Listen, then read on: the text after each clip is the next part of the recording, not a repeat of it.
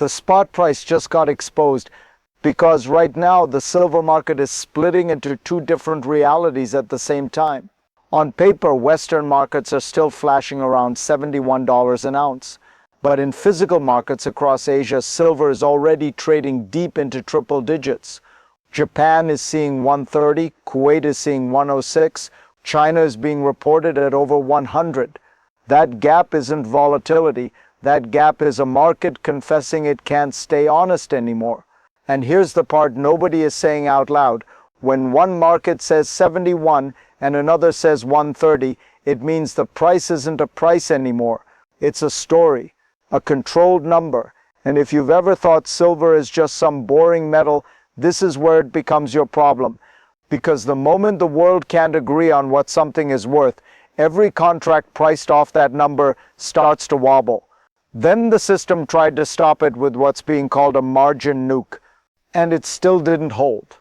Good. Then here's what happened. Using only the information we have, silver is sitting around $71 an ounce in the Western spot market. That's the number most people see, the number on screens, the number financial media repeats, the number contracts are written around. But at the exact same time, physical silver is reportedly trading at completely different levels across parts of Asia. Japan is being cited around 130, Kuwait at 106, China at over 100. Now ask yourself this. If silver is one global commodity, why would three major physical markets accept prices that are $40, $50, even $60 higher than the official global number? That's the core event. Not silver is moving, not a rally. The real story is that the same metal is showing two different price tags depending on where you are and whether you can actually hold it. And notice what's missing. Nobody is calmly explaining why the price split exists at all. They're treating it like a glitch, but a glitch that lasts becomes a signal, and this one is flashing red. Here's the strongest claim you can make from this setup. When physical silver trades above spot in multiple places, it's not just demand rising, it's the market pricing in distrust. Distrust in the paper price, distrust in delivery, distrust in whether the metal behind the contract is really there when someone asks for it. Because think about it, if spot is 71 and you can supposedly buy silver for 71, then why would anyone pay 130 in Japan? Why would Kuwait sit at 106? Why would China print over 100? People don't overpay like that unless the cheaper price is either unreachable or unreliable. This is where the story flips. The gap itself becomes evidence. It tells you physical metal is being treated like a different product than paper silver. Same name, same word, completely different trust level. And when the price of something starts depending on trust, not supply, the market isn't in normal trading anymore. It's in survival mode. Notice what they didn't deny. Nobody is saying the physical prices are fake. Nobody is claiming the spreads aren't real. The numbers are out there. The disconnect is visible, which means the next move won't be subtle. It will be forced. Now watch how fast this escalates. Because once a split like this appears, the market doesn't get to calm down. It has to choose which reality is real. Either spot catches up, or physical collapses back down, or something breaks in the middle trying to hold the two together. And we already saw a glimpse of how aggressive the response can get. There was a move described as a margin nuke. That phrase alone tells you this wasn't a normal adjustment. That's the language of emergency, the kind of move used when people are leaning too far in one direction, when positions are getting crowded, and when the system wants to shock everyone back into line. But here's why that matters. In past moments like this, the problem was never price going up. The problem was the price going up in a way that exposed leverage, exposed promises, exposed how much trading is happening on metal that isn't being handled, shipped, or held. The abnormal thing isn't silver being expensive. The abnormal thing is silver having two prices at the same time. And once that happens, the next stage is always pressure. Pressure on delivery, pressure on confidence, pressure on the story itself. and the story doesn't like being challenged. Here comes the disturbing part. The market didn't just drift into this split, it fought it hard. That's what the margin nuke signals. A controlled blast meant to force behavior, to punish the wrong bet, to stop momentum from turning into a stampede. But look at what happened anyway. Spot is still sitting around 71. Meanwhile, physical in multiple places is being reported at 100, 106, 130. That is not a small premium. That is not a shipping fee. That's a different world. This is where that detail changes everything. Because if those physical numbers hold while spot stays suppressed, it tells you something brutal. The official price can survive only as long as people agree not to test it.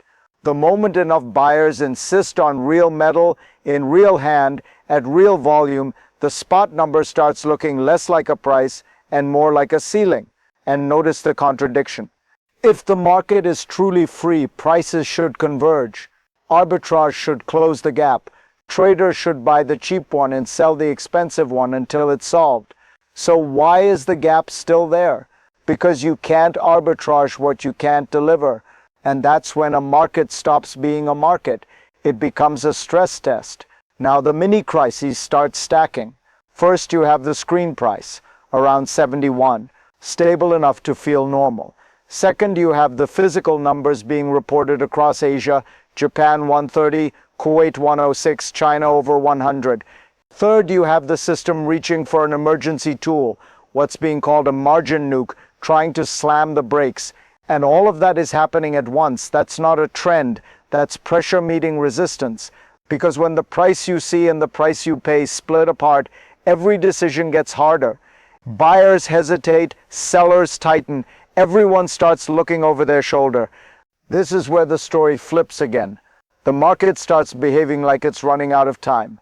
People stop asking what's the best price. They start asking, can I still get it at all? And once that question spreads, it moves faster than logic. It moves like fear. So here's the only question that matters now.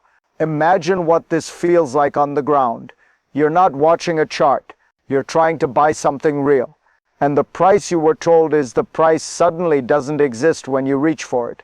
The screen says 71, but the real world deal says 100, 106, 130, and now you're forced into a decision you didn't plan for. Do you pay the premium?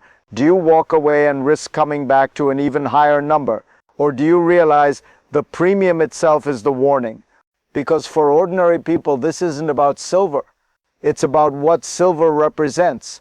A store of value, a hedge, a backup plan, something outside the system. And when the backup starts behaving like an emergency exit, the crowd doesn't line up politely. They rush. And that's when the cost isn't just money. It's stress, it's uncertainty. It's the feeling that you're late to something you didn't even know was happening. If this feels familiar, say so in the comments. Because the most dangerous part of a price split is what it does to trust. And trust once cracked doesn't heal quietly. Here's the mechanism that makes this possible. The world treats silver like one thing, but the system trades it as two different products. One is physical metal that has to exist somewhere, be moved somewhere, and be owned by someone. The other is a financial price signal spot built to be fast, liquid, and tradable on screens. That works only when people accept the screen as reality. But the moment enough buyers prefer the real thing over the paper claim, the system starts to feel exposed. Because a paper price can stay stable even while physical tightens, as long as the pressure never forces a full confrontation. This is why a move like a margin nuke matters. It's not a comment on silver's value. It's a comment on behavior. It's the system using rules and leverage to shape outcomes, to cool demand, to stop momentum from turning into panic. And here's the unsettling insight. When markets need force to maintain a price, the price is no longer just information. It becomes control. And once the audience senses control, they stop trusting the signal. They start hunting for the real one. That's when a gap becomes a rupture. So where does this go next? There are two paths from here, and both are uncomfortable. Path one is convergence upward. Spot doesn't stay at 71 forever. It gets dragged toward the physical numbers. Not because of hype, but because the market can't keep ignoring the real world price people are paying.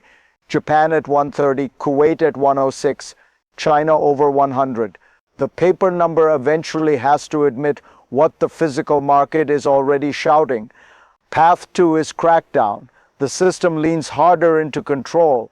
More pressure, more emergency moves, more attempts to shock traders out of positions, not necessarily to destroy silver, but to protect the stability of the pricing structure itself. Now watch how fast this escalates, because once a split is public, every participant reacts differently. Some will rush to lock in supply, some will pull back and wait, and some will try to break the other side before it breaks them. But either way, the next move is already forming, and it won't come with a warning label. Here's the lesson that stays with you. A market can survive bad news. It can survive volatility. It can even survive fear. But it can't survive two truths at the same time. 71 on the screen and 100 plus in the real world is not just a silver story. It's a trust story. It's what happens when a financial system tries to keep a clean number on the front page while reality quietly reprices behind the curtain. And once that curtain slips, people stop asking what the price is. They start asking what's real. Because the most important thing silver is revealing right now isn't its value. It's the fragility of the mechanism that tells you value. If you want more breakdowns like this, calm, sharp, and ahead of the curve, follow and subscribe. I'll keep tracking what this split turns into and what the next crack might reveal. Because if silver can do this, nothing else is guaranteed to stay one price forever.